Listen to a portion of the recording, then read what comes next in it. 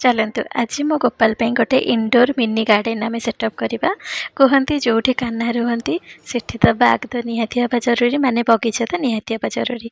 तो बगीचार शुरुआत प्रथम जरूरत पड़ा आमको किसी गचर से आम जा पहुँची जाइलु घर पाखे गोटे नर्सरी रे। तो बेंगलोर रे आपण प्रति गोटे किलोमीटर 2 किलोमीटर आपन को रैंडमली एमती नर्सरी मिल जाव कि आम घर पाखे गोटे बहुत बड़ नर्सरी थिला जोठी भेराइटीर कौन अभाव नहीं।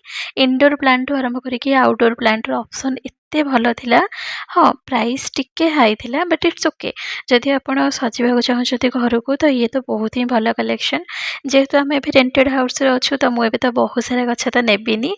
हाँ ओन हाउस हेले तो मुझे सियोर नहीं था तो सीटा आगू देखा।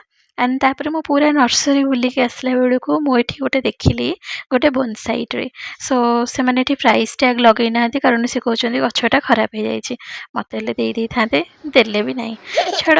तापर मु गोटे स्नेक प्लांट आनी जोटा को फास्ट आणिक रखीदी एंड तापर सबकि प्लांट को मैं ऑर्गेनाइज करदे किंतु टिके वॉल्यूम कम लगी तो मुझे किसी आर्टिफिशियल प्लांट प्लेस करदे। ये हूँ फाइनल लुक। ये गोटे हूँ सेक्युलर प्लांट मुझे एंड ता पाखे भी मुझे किसी आर्टिफिशियल प्लांट भी रखी एंड बहुत आउ कि बोनसाई ट्री अच्छी। सो आपण मैंने कहतु केमती लगुच गोटे जेट प्लांट भी अच्छी ये बैम्बू ट्री भी अच्छी एंड देन आप स्नेक प्लांट अच्छी।